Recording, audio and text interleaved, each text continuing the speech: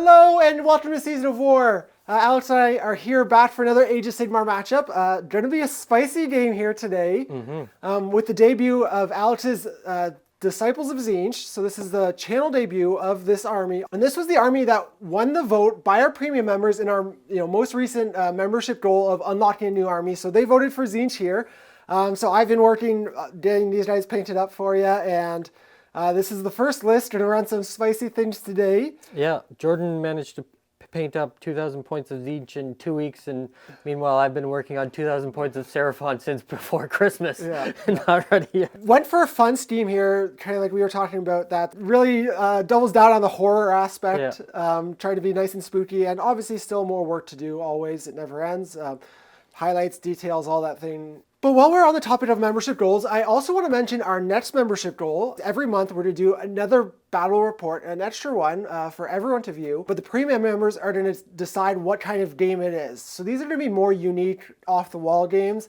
Anything from like doubles, team game, or different points values, or a narrative battle, or using some custom heroes with the Anvil of Apotheosis. So the next one, it's just going to, maybe potentially give some variety, let us mix things up. Maybe some 4,000 point battles or some crazy stuff like that. So again, that'll be voted on once we hit that goal every month to do a kind of a specialty game. Could even be like a game of Warcry or, different games down the road. But obviously, endless opportunity, and it'll be our premium members coming up with those ideas for what kind of games we play and getting to vote on them. And then just before we get started, I want to give a couple of quick shout outs. I've mentioned them on the channel before, but a lot of the inspiration for the scheme and the steps I went through for painting the Tzeentch army was inspired by a friend of the channel, Gravehammer again. He's an awesome painter and creates YouTube videos, so check him out on YouTube, Instagram. You can find his work everywhere, and we'll have links in the description below. But otherwise, this is printable scenery terrain as normal. But it is worth mentioning that we have a terrain piece that stands out a little bit here. The faction terrain for Lumineth was delayed in North America, so I just got mine yesterday. Haven't had time to get it ready, so I'm using this Dwarven outpost building as my Lumineth terrain piece for today. But again, I did finally get the terrain piece yesterday from X Planet, so I always want to also shout out X Planet, who really help us get our hands on all the models and stuff as quickly as possible, especially with all the shipping delays and everything going on. So shout out to X Planet as always, and don't forget to support your local game stores. But that's it for announcements. Alex, you want to take us through the realm and mission? Yep, so we're playing Border War today, divided in half, 12-inch deployment. 1 point for yours, 2 points for the middle, 4 points for the opponents. And then we're playing in the realm of Akshi. So the spell is a fireball, the terrain is volcanic, and the command ability is +1 run and charge. Yep, so a couple options, but you've got lots of casters, so you might be able to make some use of fireball. Yeah, you're not charging too much in your army. No, and if I am, I have dice to make that guaranteed anyways. Yes, exactly. But with you having the new army here today, why don't you jump in and take us through your list first? All right. So I'm running a change host because, that's a Tzeentchy thing to do.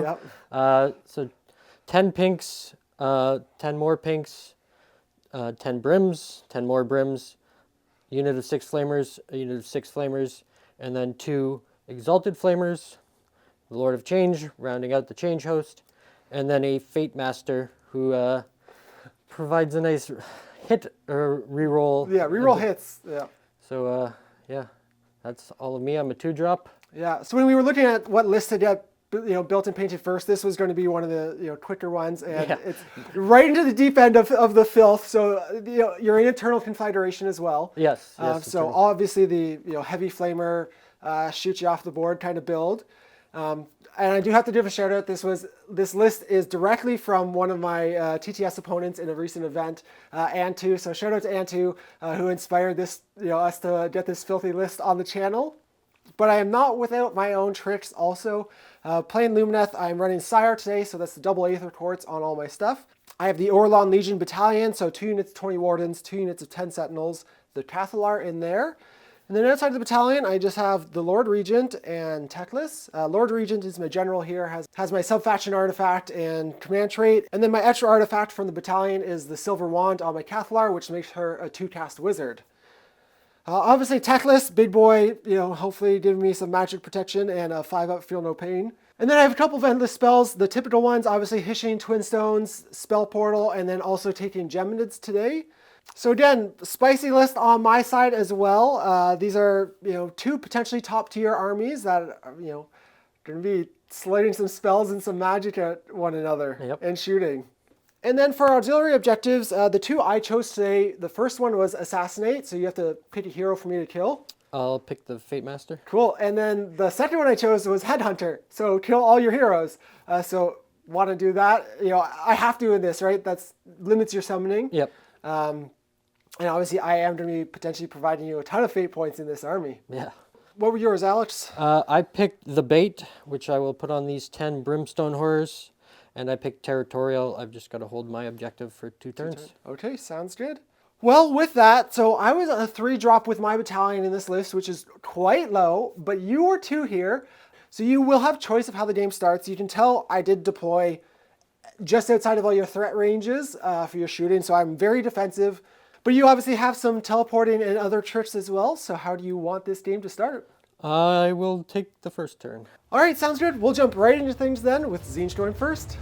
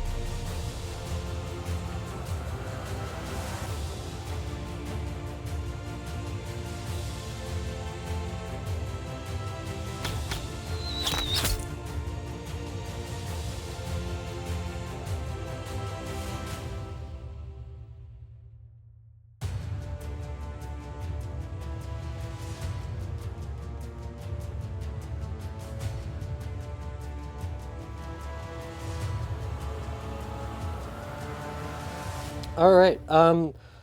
So Jordan had deployed everything outside of, 3 back from his line, and I was on my line, so 27 inches away, and my threat range being 27 inches, I couldn't hit him without teleporting this unit of flamers into the middle. So that's what I did. I split their shots, 3 into the Wardens, 3 into the Sentinels. Jordan double Aether Quartz the Wardens, so they went to a 2-up save. One rend, but he still made all 8 saves there. 8 saves, yeah. 3 up, got lucky. Yeah, and then the the Sentinels, I got 6 through, and you saved 1, and yeah. You killed 9 on your D3s. On the D3s, yeah. So I just have to do a 2-up for my Cathlar to keep this one around. So yeah, so immune to battle shock. So I have one lone Sentinel sitting there. But yeah, obviously I deployed super defensive because I know how much damage you can dish out. Like, this is one unit that I spent all my resources here to keep them from getting crippled. Yeah. Whereas if you were shooting me with the equivalent of 3 of those units, because you have 1 more, and then the 2 Exalted, you could literally tear my army apart in one go. So that's why I had to play so defensive and make it a little more risky for you taking the turn. Obviously, I think I'm just going to play for the double here. So we'll be jumping right into Lumineth turn 1.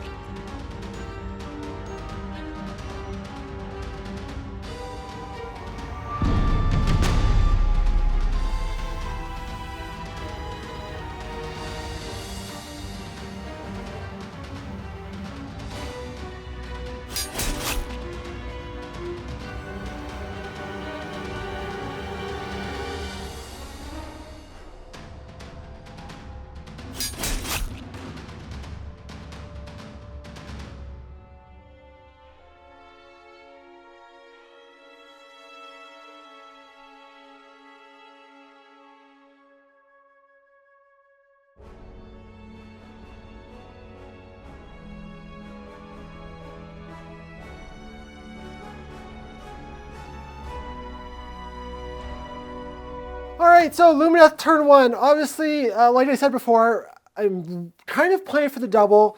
Not fully, but I do think it'll be a tough game if I don't get it, though. But the main things in my turn, these Wardens, I teleported up, and they made their 9-inch charge, which is lucky to get into those horrors. You actually keep the objective because your 10 paints turned into 20 blues and brims.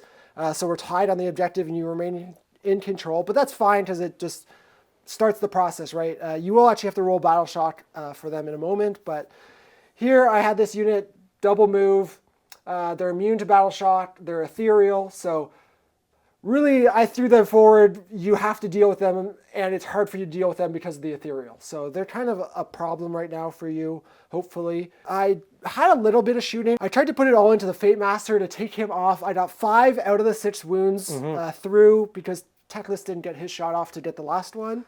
Yeah, I feel okay right now, but you never know how quickly it can turn one way or the other. I did cast 11 spells, so I put you from 2 to 13, fate points. But yes, I appreciate that. I can't avoid it, right? No. I have to get my Power of Hishes off. I have to get all those spells off to be effective. So it is what it is. You're gonna be able to start summoning as soon as next turn. But if I win priority here, I have a chance to try and get into your heroes and stop you from getting the chance. But let's just jump into priority. That's a 3. That's a 5. All right, so the double turn is not coming to me quite yet. So we'll go into top of round 2 with Tzeentch going first. All right.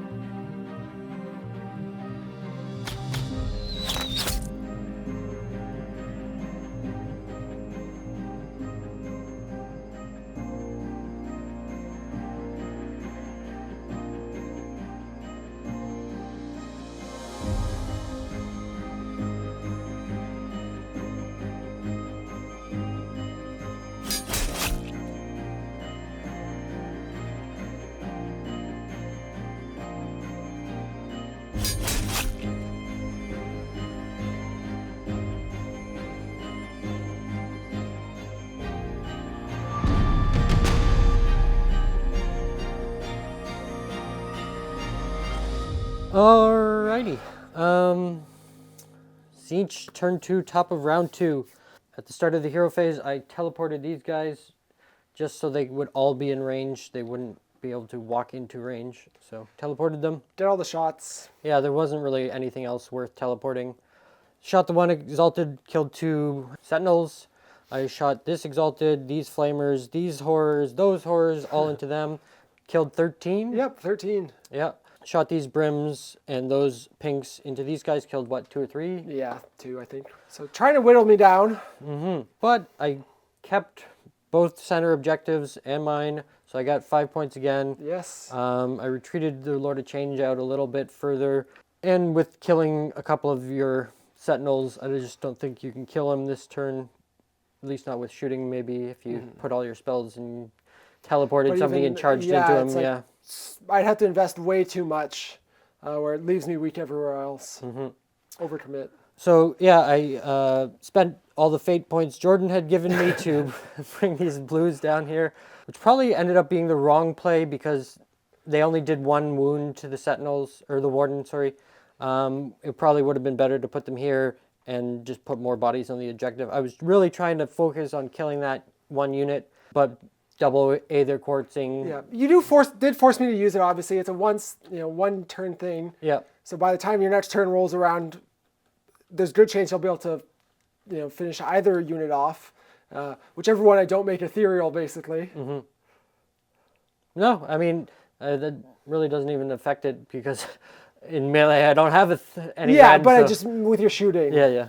But obviously the big thing, like you said, scoring 5 points again. So you're up 10-1 right now. Obviously, having been tied because of the way horrors work on our on my last turn, you remained in control. So yeah, I'm way down in points. Obviously, I can kill stuff, and this is the trouble with Tzeentch, right? Is you do have a bunch of hammers and a bunch of output that I need to be focusing on, but if I don't also take down your bodies, I'm not scoring points, which is the big scary part right now. Like, I can't even really consider this objective because the same thing happens there, right? Like, after my turn, I'll be able to take that one, and I think I really have to try and push for your center one to try and start coming back.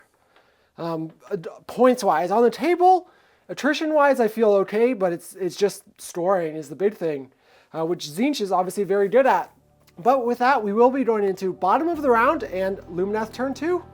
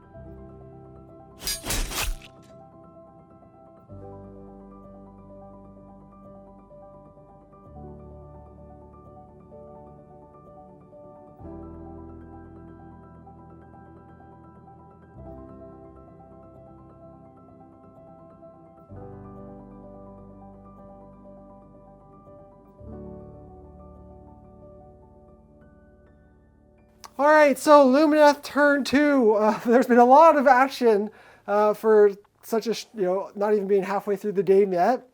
On my turn, though, the big things I tried to do was actually teleport Teclis to really make effective use of Storm of Searing White Light, which you then unbound because you rolled a 6 and then your lowest becomes the highest, so that became an unbind of 12. Yep.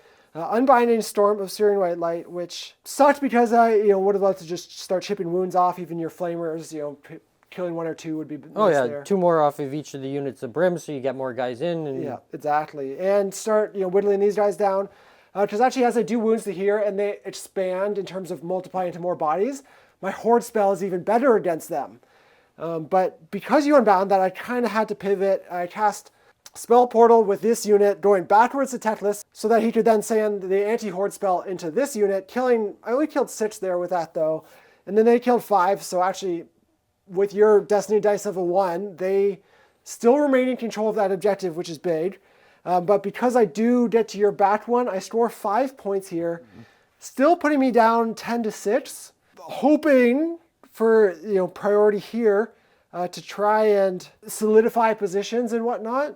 And the only other thing, you were saying that unit that you summoned wasn't in the end worthwhile going for the shooting output, and would have been better served on your objective, probably would have remained in control there. And denied me even those extra 4 points. So that could have been big and really put the pressure on for the double. Especially those guys were doing the double Aether Quartz, so you had a 2-up save, -1, so a 3-up. But these guys were ethereal, so a 4-up, unmodifiable. So I would have been better to go into them anyways. Yeah. When we were talking it through, you were wanting to try and take this unit out or deal more, but being that you weren't able to, in hindsight, obviously wasn't the most of You're trying to double down there for the advantage, but you didn't quite do enough. I'm in a good enough position, feeling comfortable, but I would love the double turn here, right, to consolidate, and it's a lot more hairy if I don't. So let's jump into that priority roll. That's a 2 again. 2. And you win ties, so it goes to you. So we will be going into top of round 3 with Tzeentch going first. Alrighty.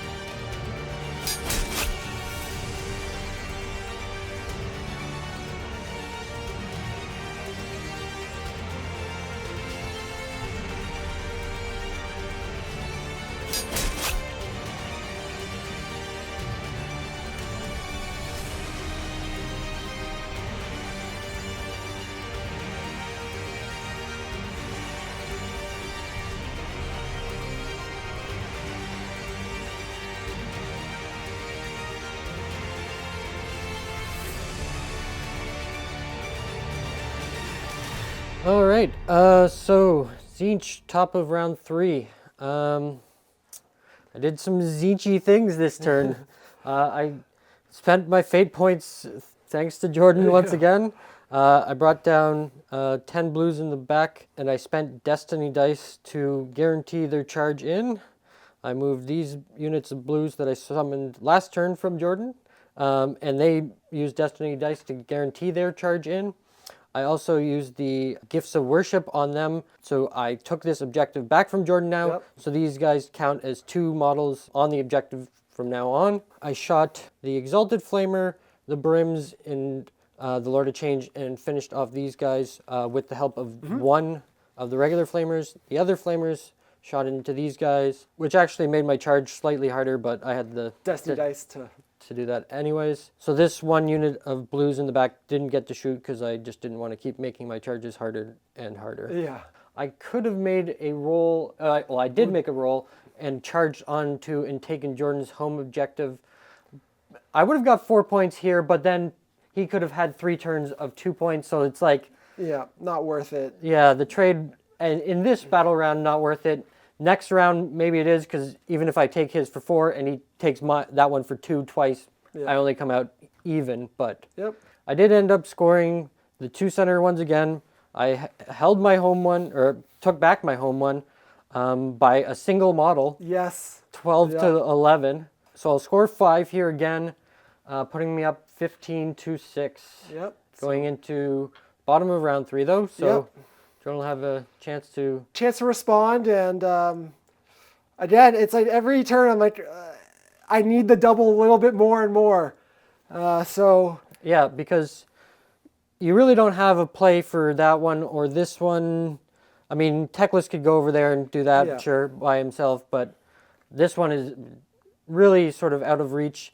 And now that these guys all count as 2 bodies, you're really going to have to put the hurt on them. Yeah. And with that, we will jump into Lumineth turn 3.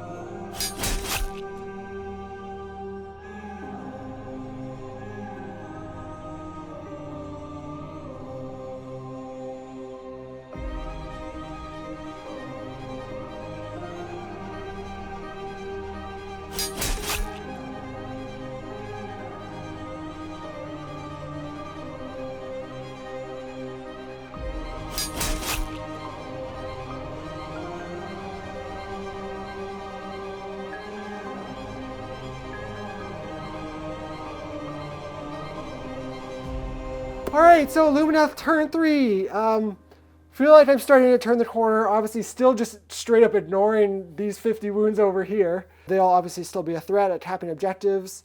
But here I'm just, again, spreading out, trying to deal with every threat I could.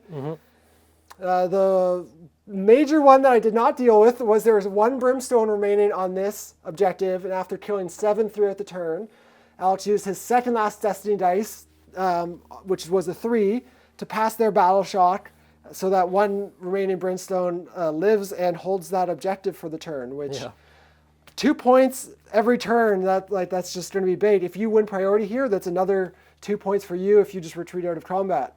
It's just getting harder and harder to store points, but I do take your home objective back. Which is huge. 4 points. 4 points there, 1 here, but again, only 5. So I'm still down that initial 4 points from turn 1. I just can't hold objectives now with, 50 wounds, but it's only 50 wounds in one spot. It's basically comes down to just points, right? And you're trying to hold on to that lead. You do have summoning, but I won't have summoning unless I win the roll off here. Yes. Well, yeah, very likely, because I'll definitely try to kill the big bird if I can. Well, either that or you just zone him out. Yep, if you don't that kill as well. But let's jump into priority. 6. That's a 4, so it's yours again. I assume we'll jump right into Tzeentch turn 4. Yes.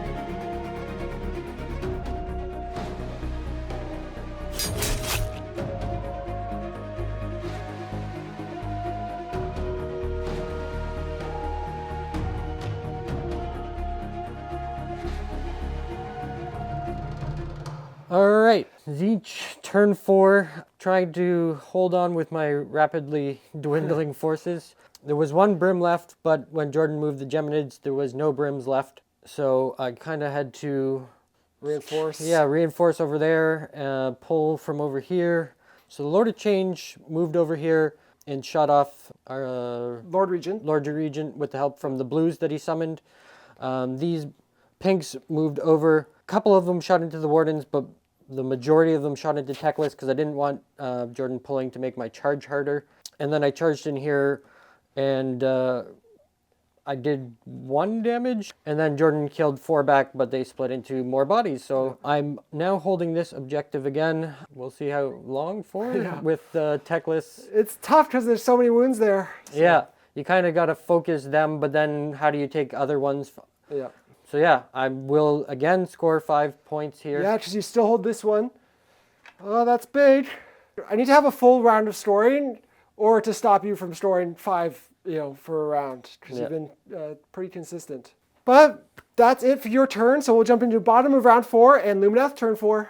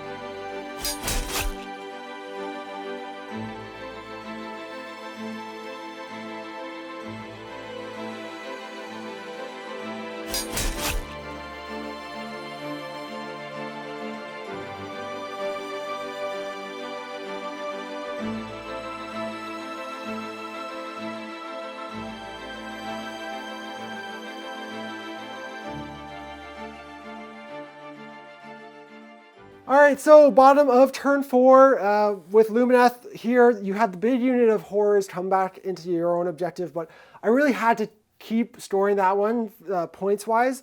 Had no real chance at getting this one. So I just used Speed of Hish to run my single sentinel over here with a command point.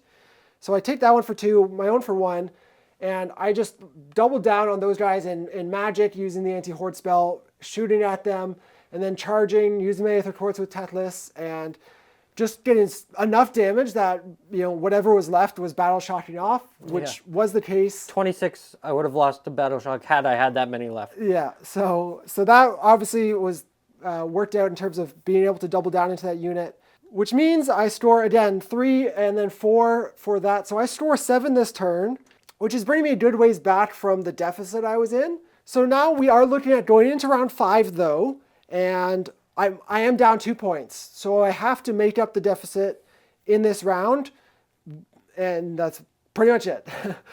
So let's just jump into priority real quick. So if I win it, 5. 4, so yours again. And just talking it out, it's still up in the air, actually. With you winning priority here, you have a chance to take my home objective, which would make it really difficult. I would have to like take all of them. Yeah. I could score 6 here, which puts you down 8. So you'd need to score the full 9. Yeah. So we will be jumping into Tzeentch turn 5.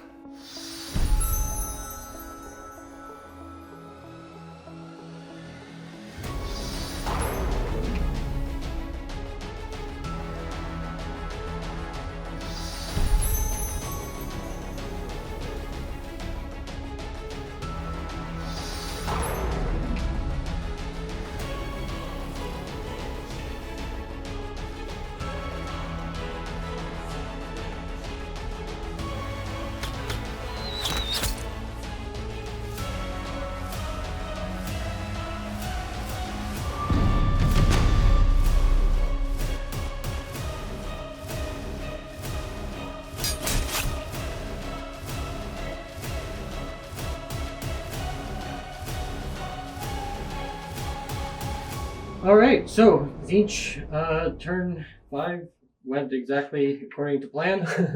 Lord of Change went over. He cast a fireball to kill 3, but he didn't shoot at them because I didn't want that to make my charge even harder. So then he made the 7-inch charge after the reroll and proceeded to kill the remaining 3 sentinels. It was close, but it was one more save and I would have lived. Yeah.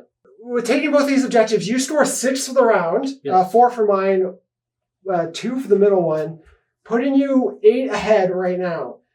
Meaning, I have to score 8 points to tie, and take all of them to win. 9 points to win. So that's going to be a tough task here, but we'll just jump into it real quickly. Lumineth, turn 5, bottom of round 5.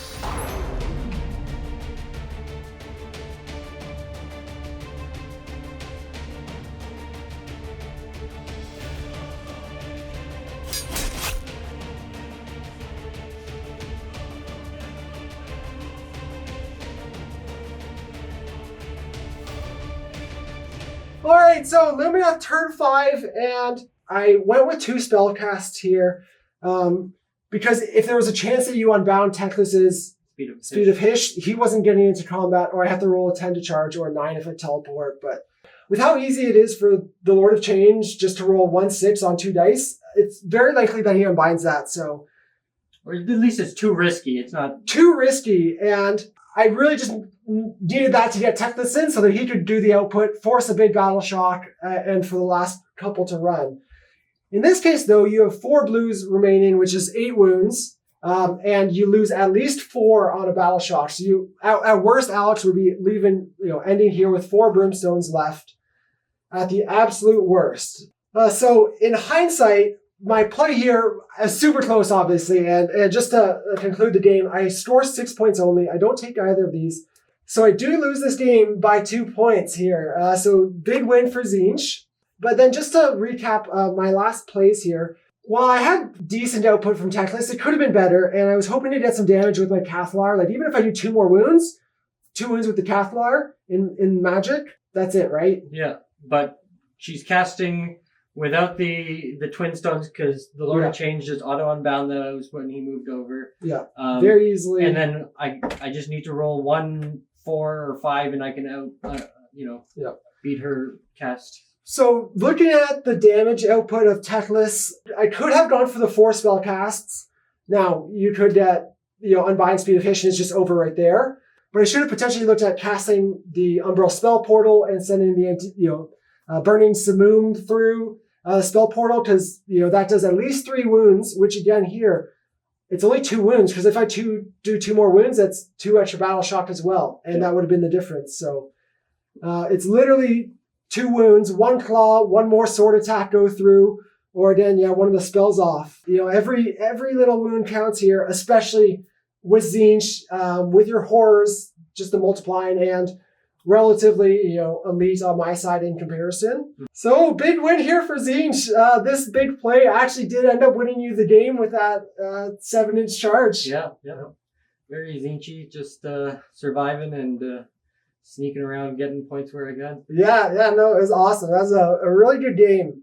And because he actually lives, I never really had a good chance to kill him, but you do deny me one of my auxiliary objectives. Yeah. I get the one from killing the Fate Master. Yeah. I got the one bait. Those brims are long gone. But you denied me this one on turn 2, where you took it in the bottom of round 2, so I never held it for 2 consecutive turns. I took it back, and then you took it back again. So. And it is battle rounds, which is an important distinction that I even had to look up. Yeah, not just 2 of my turns. I had to hold it through your turn as well. Yeah, the battle round. So, real close game here. Again, there's 4 models there. You have 5 models left on the table. I have 5 models left on the table. We both have our big, magical casters left. But here, I just wasn't quite able to pull this one out. But first off, this was your first game with Tzeentch. Now, we were working through a lot of the game together. But what did you think of the army and kind of your first go at it?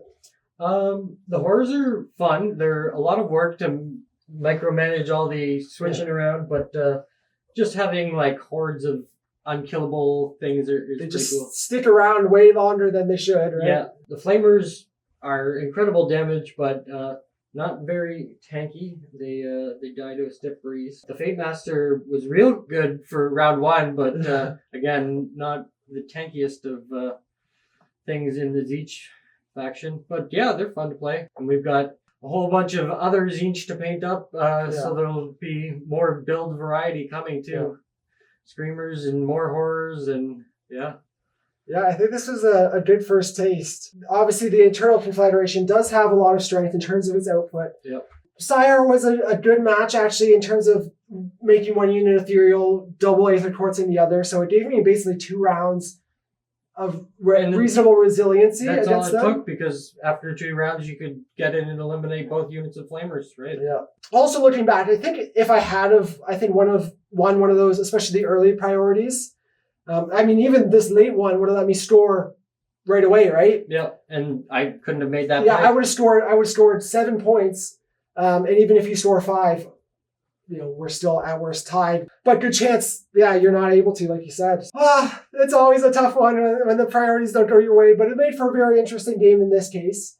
And again, 2 big magical heavy hitters going toe-to-toe. While I did have magical control over most of the game, late game, once you unbound the Twin Stones and I was separated from my buffs, you see how much of a drop-off there is when they're only doing the mortals on 6s, and their output is way less significant. So you can obviously see the impact of how much Lumineth relies on their spells. Yep. But Alex, that was a long game for us. Both learning a new army and then going to the bottom of round 5 with 2 heavily intricate armies doing lots of stuff all the time. So we are going to end this video here. So Hope you guys enjoyed this battle report. This was a great one and an exciting one for Tzeentch's first appearance on the channel. And thanking our premium members who voted for this army, chose this one. So this was great fun to do on the channel. And there's many more matchups and obviously our build styles, like you said, to come. So this is just the beginning. But thank you again for watching, everyone. Hope you enjoyed this battle report, and we'll see you again soon. Take care.